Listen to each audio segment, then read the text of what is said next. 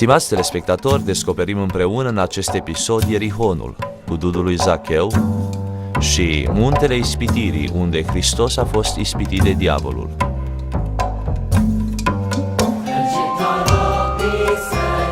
Coborâm în mormântul lui Lazar, în Betania, și facem test drive la vehiculul deșertului. Călătoria ne va duce mai târziu la câmpia păstorilor și la Betleem, locul nașterii Mântuitorului.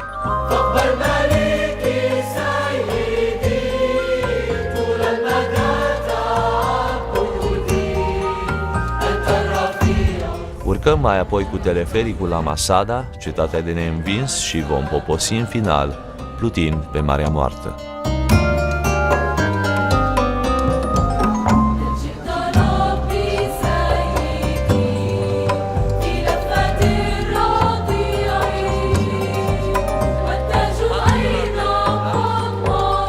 Suntem la Ierihon, locul unde Domnul Iisus Hristos l-a vindecat pe orbul Bartimeu și locul unde s-a întâlnit cu Zacheu. Zacheu, fiind scund, un om mai scund, n-a putut să-L vadă pe Domnul Iisus Hristos, s-a urcat într-un dud, a cărui trunchi este în spatele meu, se presupune, mai este un loc în Ierihon, pentru unde este un dud mai mare. Bineînțeles, se presupune aceasta pentru că duzii n-au putut să supraviețuiască 2000 de ani. Deci mergem pe urmele Domnului Iisus Hristos, chiar prin Ierihon, deși sunt îmbrăcat în arab. Costă $10 chestia asta.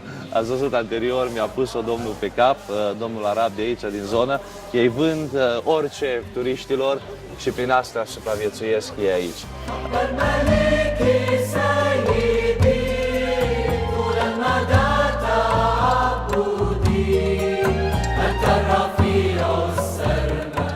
What's your name? Salah. Salah, îl cheamă pe domnul acesta. Ne va duce în grădină să ne arate dudul lui Zacheu. Al doilea dud al lui Zacheu. Dincolo am avut trunchiul, aici avem cu adevărat pomul. Let's go!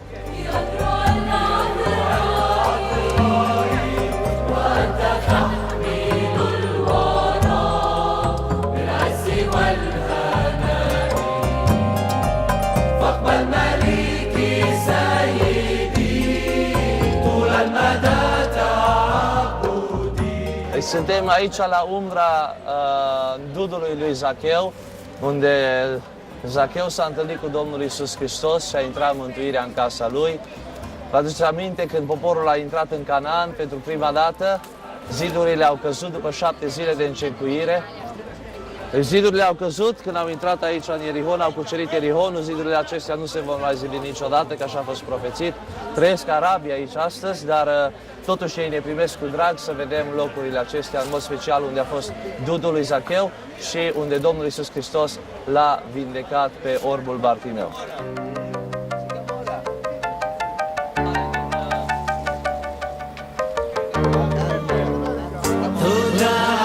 Suntem pe muntele ispitirii Domnului Iisus și spune textul din Luca 4:5 că diavolul a suit pe un munte înalt, cel din spatele meu, i-a arătat într-o clipă toate împărățiile pământului și i-a zis: Ție îți voi da toată stăpânirea și slava acestor împărății, căci mie mi-este dată și o dau oricui voiesc. Dacă dar te vei închina înaintea mea, toată va fi a ta. Drept răspuns, Iisus i-a zis: Înapoi a mea, Satano, este scris să te închini Domnului Dumnezeului tău și numai Lui să-i slujești. Amin. Aici Domnul i-a dat biruință, Domnul Iisus Hristos, asupra diavolului, să rămână în picioare statornic și să se închine doar Tatălui, Domnului veșnic, Dumnezeului nostru.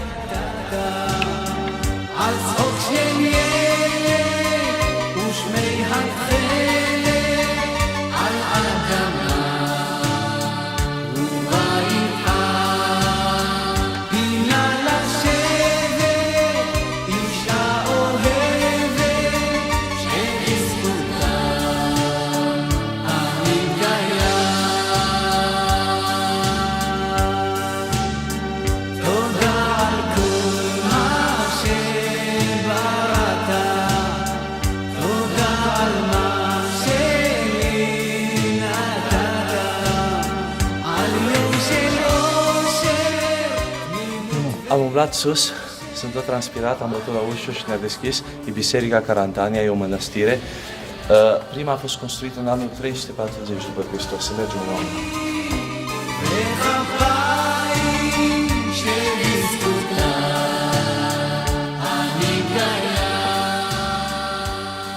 Se vede foarte evident stânca, acolo este zidul și încăperea este chiar aici, sub stâncă. Și iată peștera. Priviți cu adevărat o capodoperă. Aceasta este peștera unde a stat Sfântul Elisei pentru mulți ani, peștera care este pe marginea orașului Ierihon.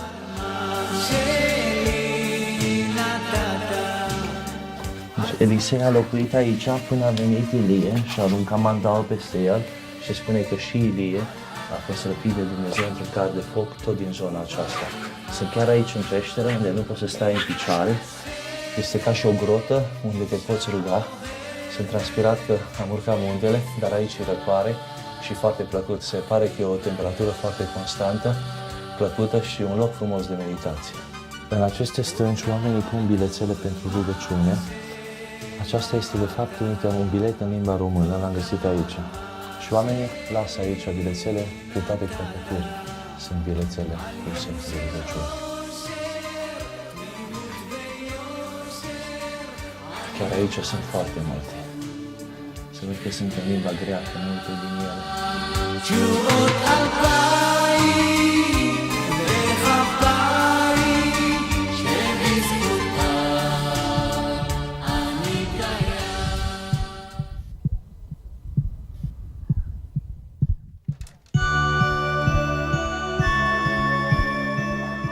Descoperim astăzi Betania, locul unde Domnul Iisus Hristos l-a înviat pe Lazar. Lângă mormântul lui Lazar este și casa lui Simeon Leprosu, unde Domnul Iisus Hristos a fost chemat odată în casa lui, unde a prânzit și unde Maria a venit și a spălat picioarele Domnului Iisus Hristos cu mir. Ucenicii s-au întristat de ce este cheltuit acest mir special pentru picioarele Domnului și Domnul le-a spus: pe săracii aveți totdeauna cu voi, dar pe mine mă aveți doar pentru o scurtă perioadă. Și au avut un timp binecuvântat acolo. Iar acum aici intrăm în mormântul lui Lazar. Mormântul lui Lazar, unde pentru 4 zile a fost îngropat Lazar și Domnul Iisus Hristos, când a venit aici, deși familia i-a spus că miroase greu, Lazar era prietenul lui, Domnul l-a chemat și a spus: Lazar, ieși afară. Și așa cum a fost pregătit în vremea aceea, Lazar a ieșit afară din mormânt și Domnul și-a demonstrat puterea de a învia. El este puterea, El este învierea și viața. Să intrăm acum în mormânt. Scara este foarte, foarte abruptă, locul este foarte înghesuit și oamenii trec foarte greu unii pe lângă alții când urcă.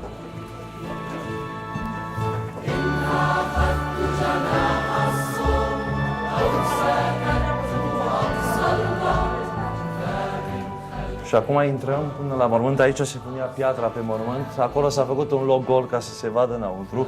Locul este foarte greu și înghesuit. Mi-am spart capul azi odată la dudul lui... Auci! La dudul lui... Cum loc de m-a pesat eu? M-a pus spatele, pot intra că e foarte... Deci aici sunt chiar în mormânt, în încheperea mormântului și e un loc mai spațios.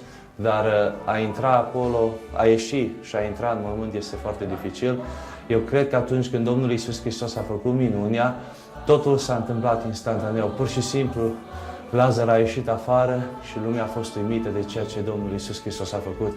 El este învierea, El este viața și aceasta pentru noi are o semnătate profundă, pentru că știm că Domnul are putere să învie, El a înviat, El a avut puterea să învieze și El ne va învia și pe noi în ziua de apoi.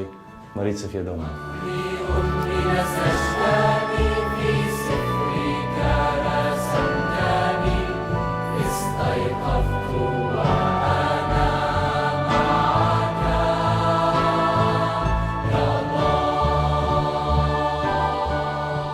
Avem posibilitatea să ne urcăm pe o cămilă, așa.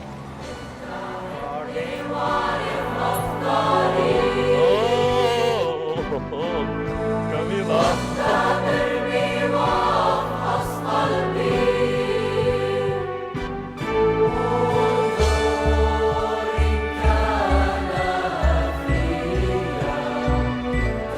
Și am trecut și granița în Palestina.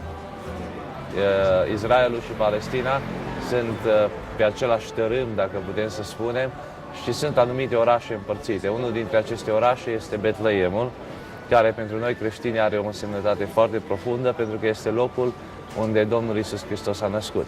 Înainte ca să mergem la locul nașterii, la locul Ieslei, avem posibilitatea să pășim înapoi puțin în timp și să mergem la Câmpia Păstorilor, acolo unde Îngerul le-a dat de știre păstorilor despre venirea Mântuitorului și le-a dat semnul care este că veți găsi un prunc înfășat în Iesle. Haideți să vedem Câmpia Păstorilor.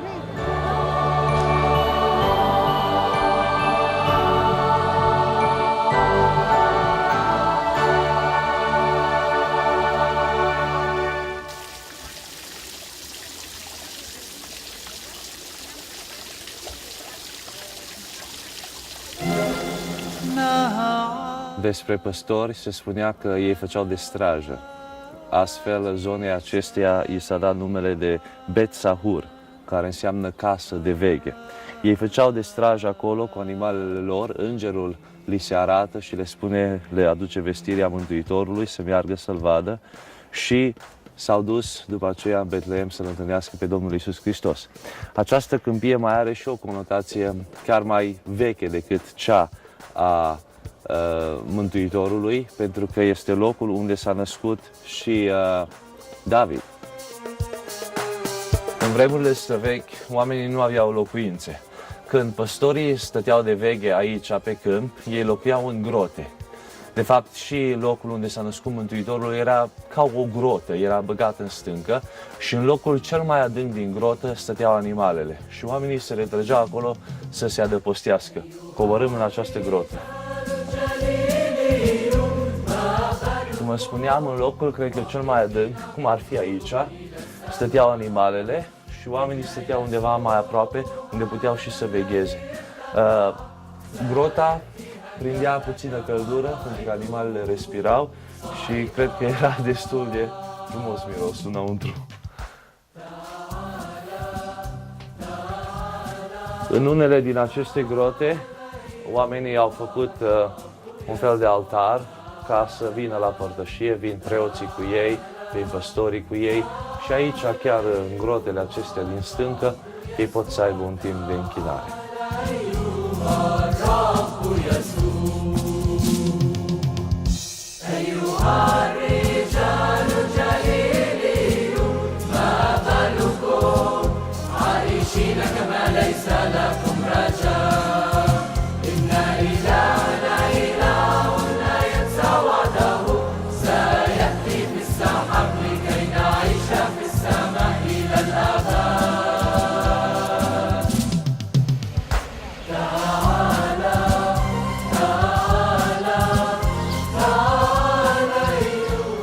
Suntem la complexul nașterii din Betleem. Betleem înseamnă casa pâinii în ebraică, dar în limba arabă înseamnă casa cărnii. Această conotație o ia de la faptul că Domnul Iisus Hristos s-a făcut trup, adică Dumnezeu s-a întrupat în persoana Domnului Iisus Hristos, s-a făcut trup, încarnarea Domnului Iisus Hristos a fost aici la Betleem, de aceea îi spune casa cărnii. În fața moscheii este piața Ieslei, locul unde vin creștinii de fiecare dată la Crăciun și sărbătoresc nașterea Mântuitorului. În spatele pieții acesteia este dealul unde era satul Betleem. Noi suntem la periferia satului Betleem pentru că aceste case de oaspeți nu erau în sat, ci erau undeva în afara satului și când Maria și Iosif au venit, n-au găsit loc în casă și i-au trimis în grajd. În acest complex al nașterii sunt 3 biserici. Una dintre ele este foarte importantă pentru că a fost construită în anul 540. Este una dintre cele mai vechi biserici din lume, o capodoperă în ea însăși și este cea mai veche construcție din Israel, cea mai veche biserică din Israel. Haideți să o vedem. Trebuie să fim atenți cum intrăm aici, că dacă, mai ales cum sunt eu, dacă dau cu capul, văd toate steluțele Betleemului.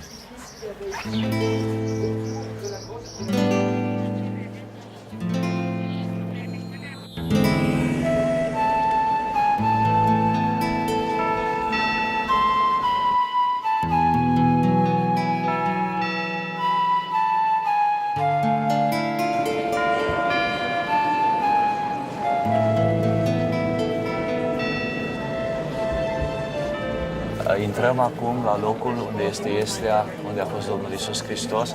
Este sub biserică. Trebuie să păstrăm liniște și coborâm acum acolo. Suntem aici, în locul ieslei Domnului Iisus Hristos. Pelegrini în întreaga lume vin aici. După cum ați văzut, la coadă stau mii de oameni, ore în șir, ca să ajungă aici, în locul acesta sacru.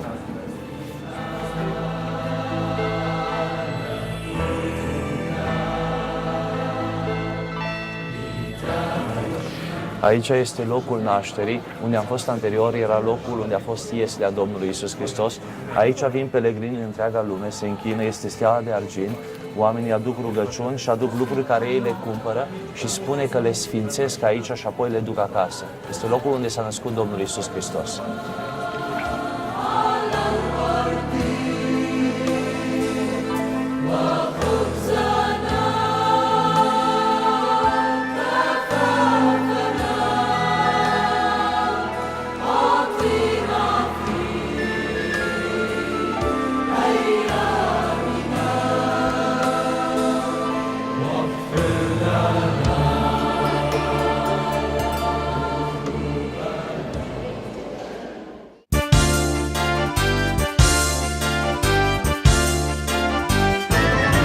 Ne îndreptăm acum prin deșert înspre cetatea Masada.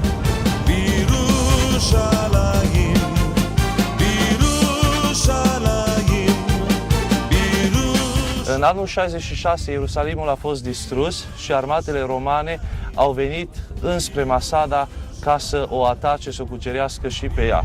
Aici erau în perioada aia așezați o parte din evrei, 960 la număr, conduși de Eleazar. Eleazar a închis poarta cetății și a vrut ca evreii să nu cadă robi romanilor din vremea aceea. Și atunci cetatea a fost asediată pentru o perioadă de 1 an și jumătate, între 71 și 73 în era noastră, deci după Hristos. Cetatea a fost asediată de romani și a încercat să-i obosească psihic și nu-i lase să intre sau să iasă din cetate, crezând că nu vor avea destulă mâncare și astfel ei vor cuceri cetatea prin modalitatea aceasta.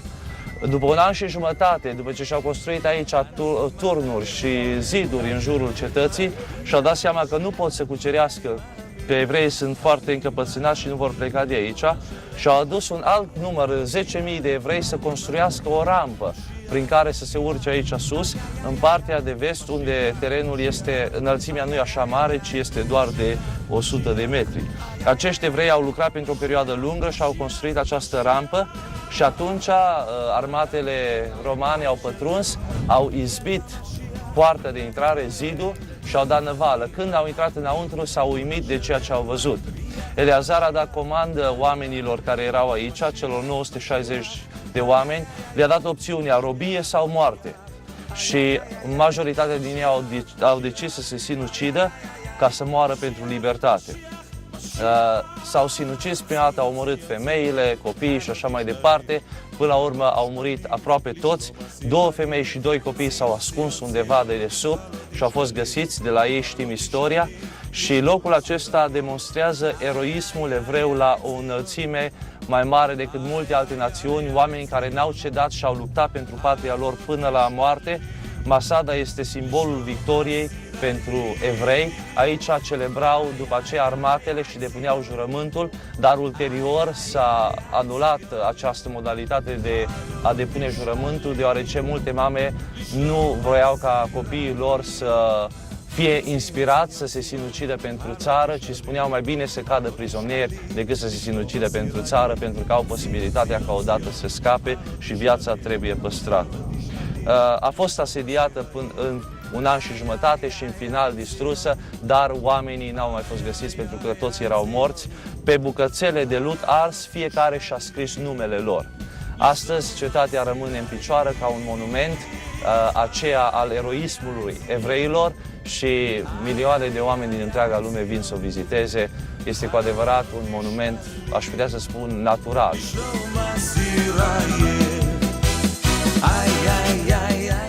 Aici avem o machetă a cetății de la Masada veți vedea 3 palate la 3 nivele, 30 de metri diferența fiecare, muntele are 400 metri, acestea sunt palatele lui Irod. Palatul de nord, deci toată partea asta e partea de nord, era palatul lui de vară. Pe aici, pe poteca asta șerpuită, se urcau oamenii, era singura metodă de a ajunge sus la cetate. Diferența, v-am spus, e 400 metri, deci e o stâncă foarte, foarte înaltă, de fapt un monolit.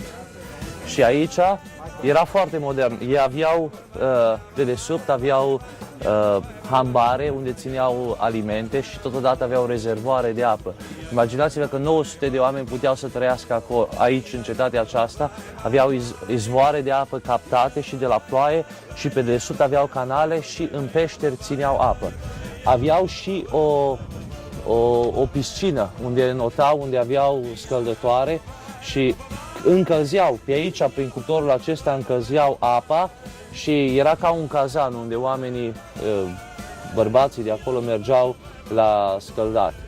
De aia vreau să vă spun că era foarte modern. Aici erau hambarele cu alimentele care le aveau și palatele în partea aceasta. Era, pentru vremea respectivă, o cetate, un palat foarte, foarte modern, cu toate cele necesare să supraviețuiască aici pentru o perioadă destul de lungă.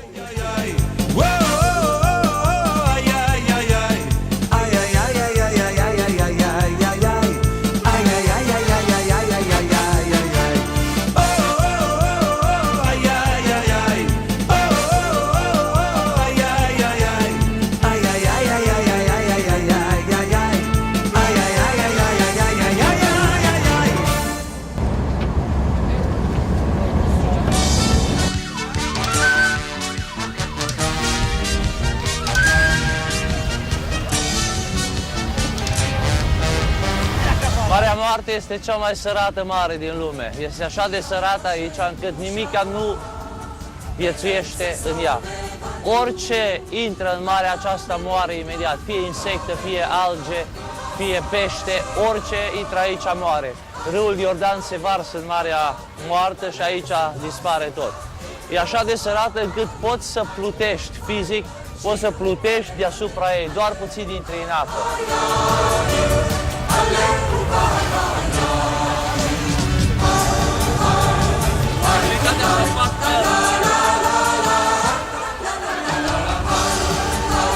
Și cu acest popas plutitor la Marea Moartă încheiem episodul, urmând în serialul final.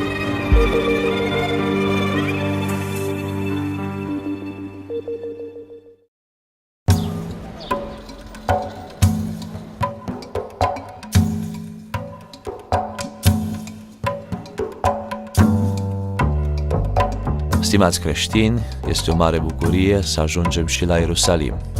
Este episodul final, dar episodul cel mai încărcat emoțional, pentru că este locul unde Domnul Iisus Hristos a sfârșit umblarea Lui pe pământ, urcând pe Via Dolorosa în sus cu crucea și sfârșind-o la Golgota, dându-și viața pentru noi.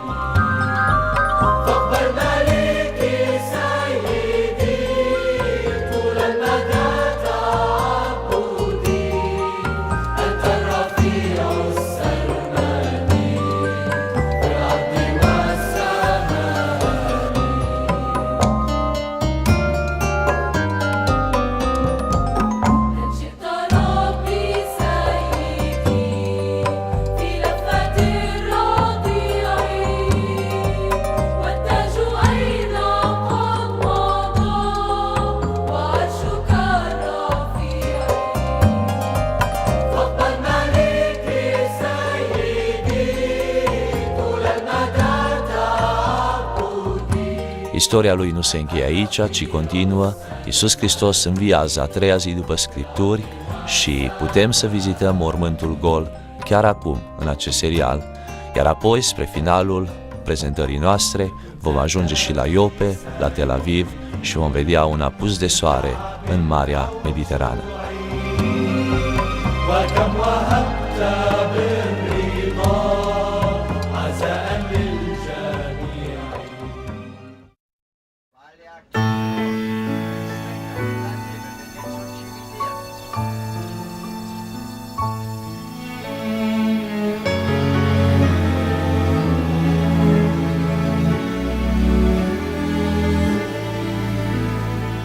Probabil că fiecare creștin și-a dorit ca măcar o dată în viață să ajungă la zidul plângerii.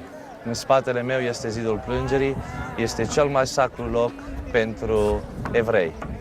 60 și ceva de metri de zid care stă în picioare și astăzi de pe vremea lui Irod, de pe vremea Domnului Iisus Hristos.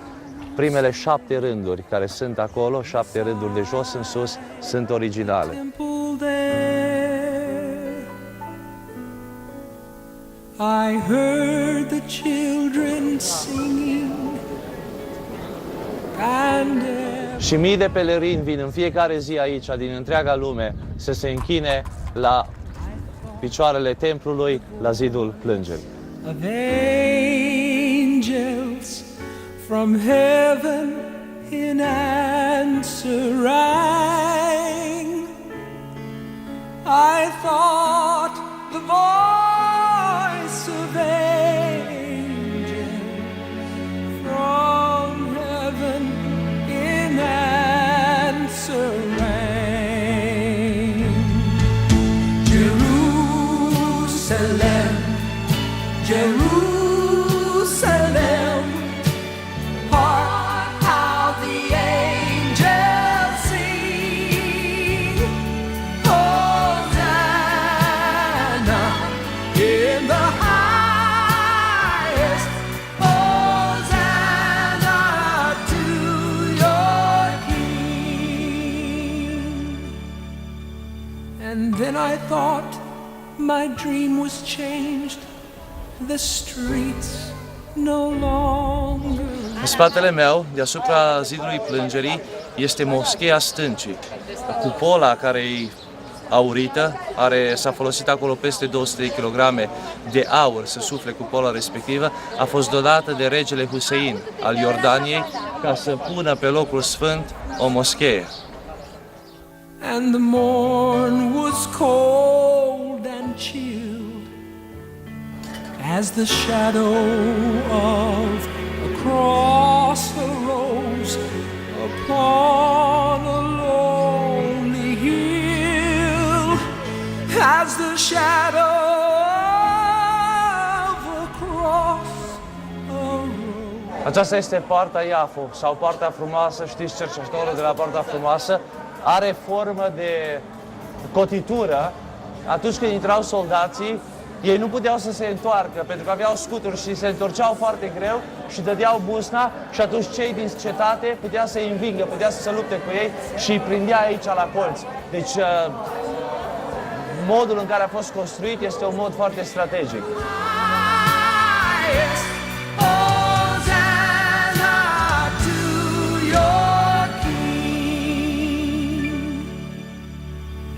And once again, my dream was changed.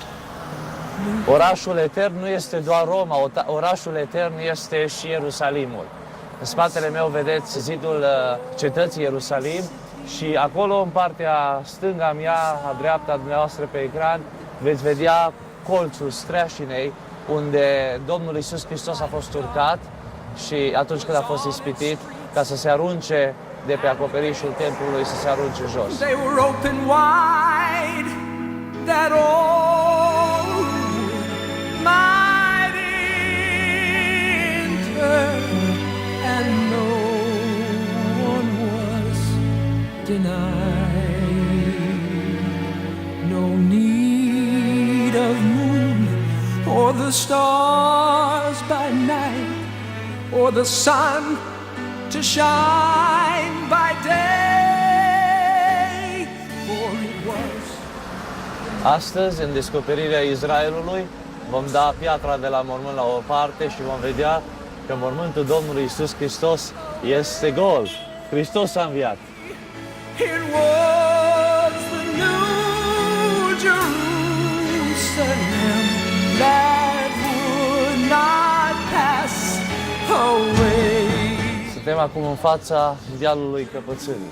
Dealul Căpățânii, Calvar în limba latină, Golgota în ebraică, are semnificație importantă pentru că pe el a fost răstignit mielul lui Dumnezeu, Domnul Iisus Hristos.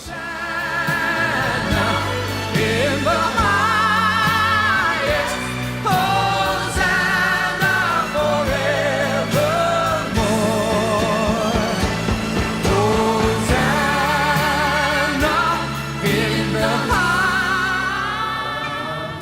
Intrăm acum în mormântul Domnului Iisus Hristos, mormântul care a fost în grădina lui Iosif din Arimatea. Este o zonă destul de bogată, am avut chiar teas pentru struguri și mormântul are toate ingredientele sau toate caracteristicile care dau dovadă că a fost mormânt din vremea primului secol. A fost săpat în stâncă, nu e o grotă, ci săpat în stâncă, așa cum ne spune cuvântul lui Dumnezeu. A fost pecetuit cu o mare piatră care a fost prăvălită aici, cum este indicat aici în canalul acesta din fața mormântului, și înăuntru este un loc special pentru mai mulți îndoliați care poate să stea în antecamera de jelire. Se presupune că în perioada bizantină aici a fost chiar o mică biserică, oamenii se strângeau aici, vom vedea că este și o cruce înăuntru. Mormântul putea să fie văzut și din afară, pentru că este în partea dreaptă, fără să se intre înăuntru. Haideți cu mine înăuntru.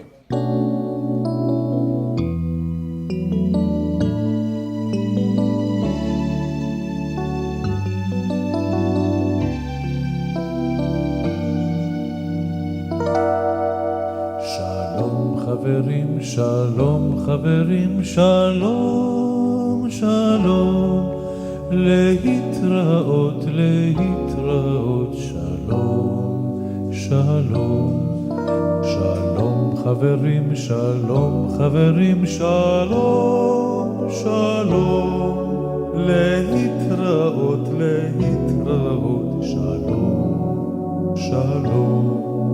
שלום חברים, שלום חברים, שלום, שלום, להתראות, להתראות, שלום, שלום.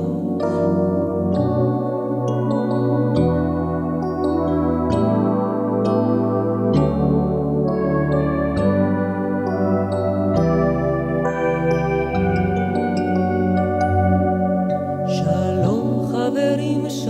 חברים, שלום, שלום, להתראות, להתראות, שלום, שלום.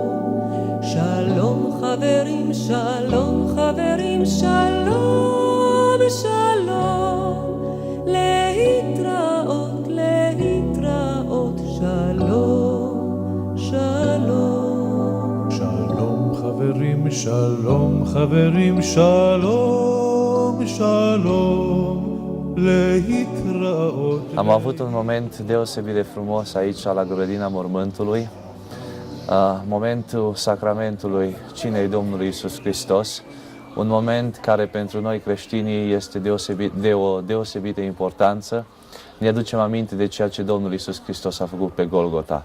Și să putem serba aceasta la mormântul Domnului este cu totul special. Eu îl consider un har. Personal mă bucur că am putut să ajung pe meleagurile Israelului și să oficiez chiar primul act de cult al slujirii mele, cina Domnului la mormântul Domnului Iisus Hristos. Slăvit să fie Domnul!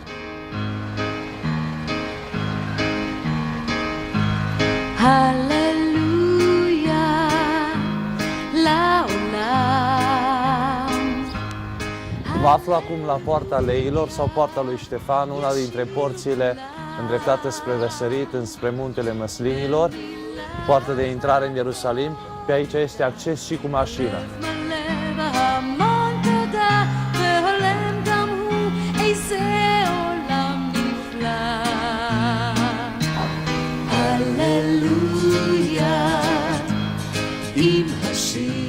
Suntem în preajma locului unde s-a născut Maria, mama Domnului Iisus Hristos, și foarte aproape aici este și scăldătoarea de la Betesda. Vom merge înăuntru să vedem.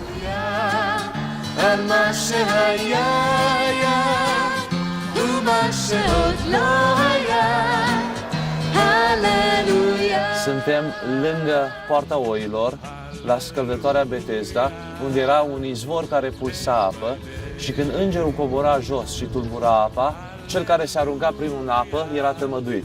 Era aici un slăbănog, un paralizat de 38 de ani, care nu putea, n-avea pe nimeni să-l arunce în scăldătoare și aștepta ca cineva să-l pună acolo atunci când se tulbura apa. Trece Domnul Iisus Hristos pe acolo și îl întreabă: vrei să fii sănătos? Și el spune, da, Doamne, vreau, dar nu-i nimeni să mă arunce în apă și pe mine. Și Domnul i-a spus, dacă vrei, ia-ți patul și umblă. Și în momentul acela Domnul Iisus Hristos a făcut minunea și omul a fost tămăduit. Și încă sunt ruinele scădătoarei chiar aici unde suntem noi.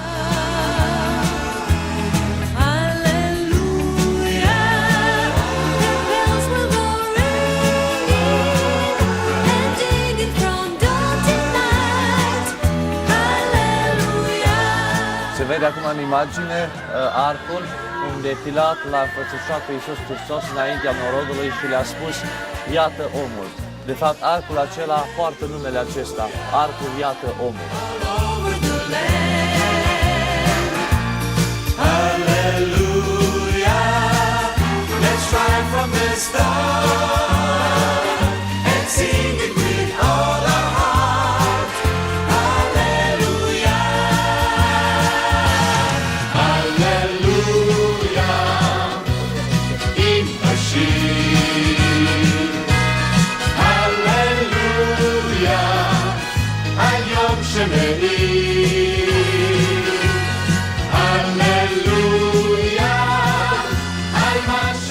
Aici este locul unde stă Tora, chivotul și sus avem tablele legii. Imediat intrăm la mormânt, dar vreau să spun că sub mormânt, la demisol, este locul unde Domnul Iisus Hristos a spălat picioarele la ucenici după cina cea de taină, s-au retras acolo jos și acolo a fost spălarea picioarelor.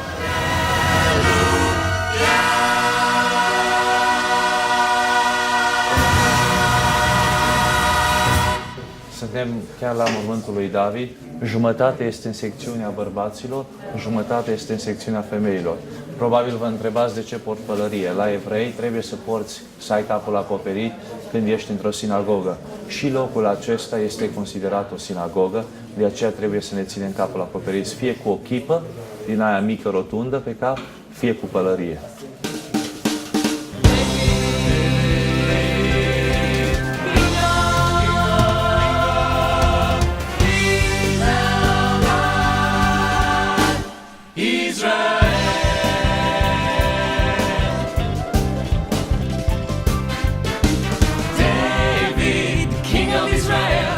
Am ajuns în odaia de sus și descoperim locul unde Domnul Iisus Hristos s-a strâns cu ucenicii și a avut cina cea de taină.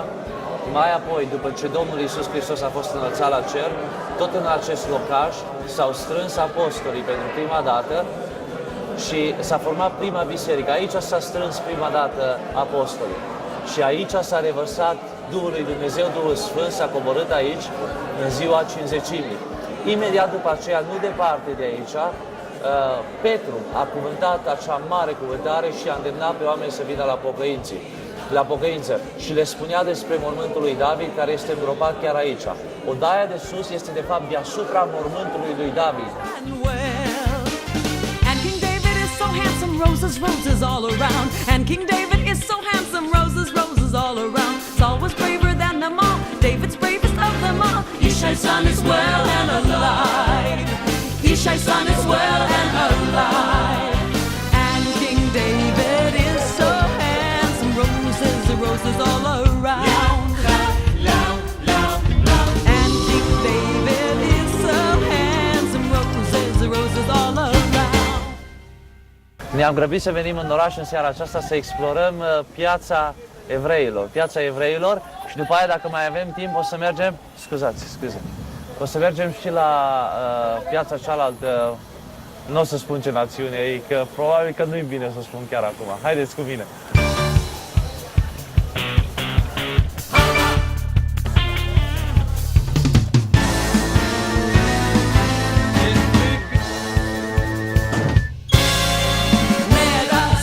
Evreii sunt experți în brutărie. Iată aici o diversă gamă de produse, de la lipie, la pâini frumoase, la corduri, la colați, la covrici, tot ceea ce vă dorește inima și stomacul.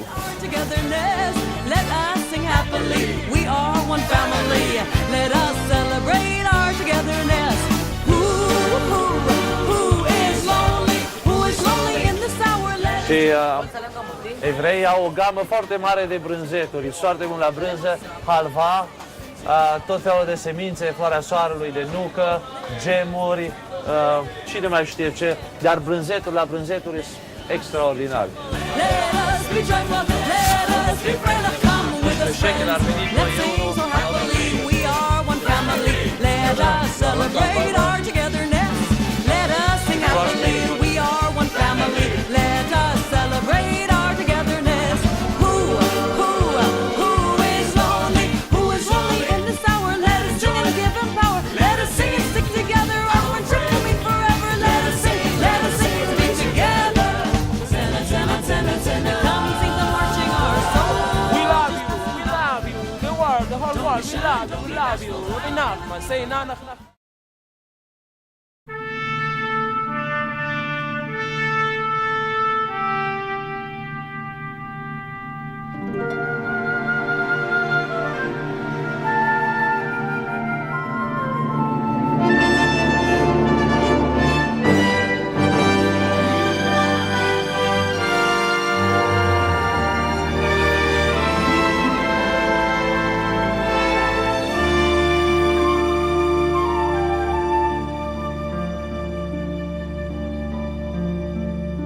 The olive trees that stand in silence upon the hills of time, to hear the voices of the city as bells of evening chime.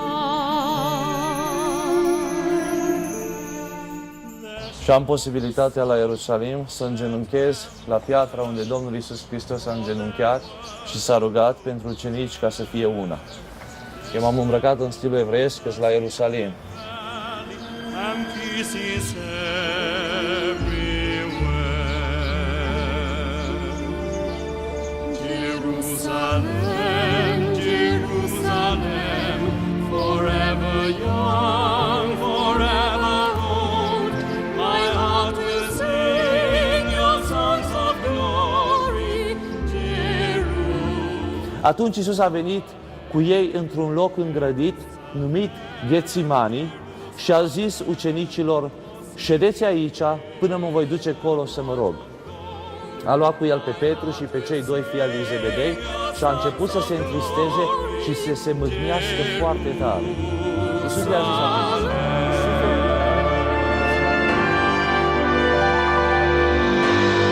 măslinii care sunt în spatele meu sunt măslini de acum 2000 de ani. Cei de la facultatea din California au studiat vechimea acestor măslini și ei estimează că sunt de aproximativ 2000 de ani. Deci asta înseamnă că este posibil ca acești măslini să fi fost aici și în vremea Domnului Iisus Hristos. Im colpa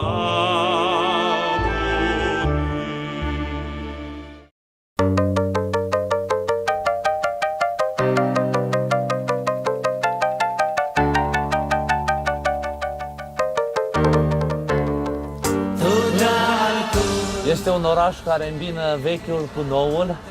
Acesta este orașul Tel Aviv, unul dintre cele mai importante orașe din Israel. Numele lui înseamnă Dealul Primăverii și el are clădirile cele mai mari zgârienori din țară. Aici sunt centrele de bursă, birourile importante ale țării și multe bănci au edificiu aici. El este pe coastă, iar în spatele meu este primăria Tel Avivului.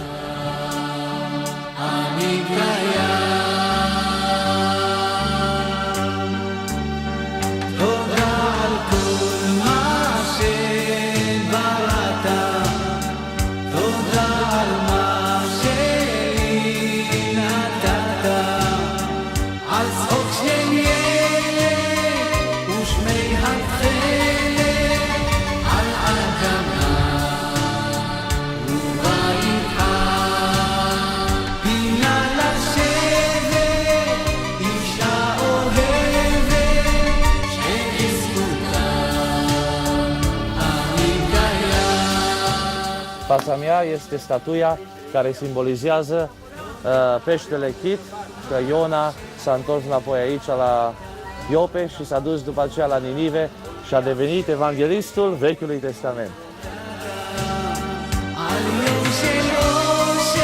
Descoperim în seara aceasta casa lui Simeon Tăbăcarul, când cei din Iope au aflat că Petru l-a vindecat pe Enia, l-au chemat pe Petru aici pentru că Tabita, Dorca, cea care a ajutat foarte mult pe cei săraci de aici din zonă, se îmbolnăvise foarte grav. Și Petru este chemat aici, află că Tabita a murit și rostește aceleași cuvinte care le-a rostit Mântuitorul către fiica lui Iair. Și spune Tabita cumi. Și în momentul acela ea învie și se face bine și Dumnezeu continuă lucrarea cu ea.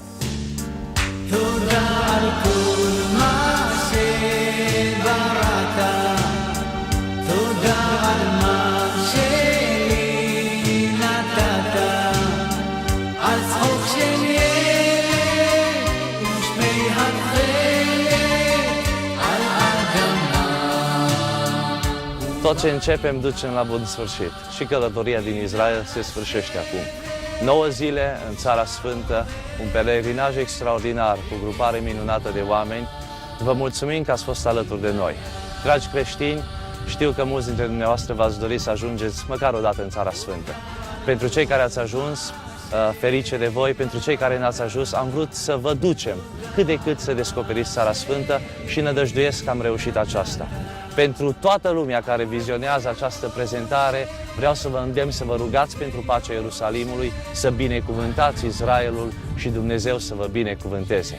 Vă așteptăm la anul la Ierusalim, iar până atunci noi ne întoarcem înapoi în România. Sunt Natanael Costea și alături de Misiunea Speranța și IT Media am făcut această prezentare pentru dumneavoastră. Haideți în România!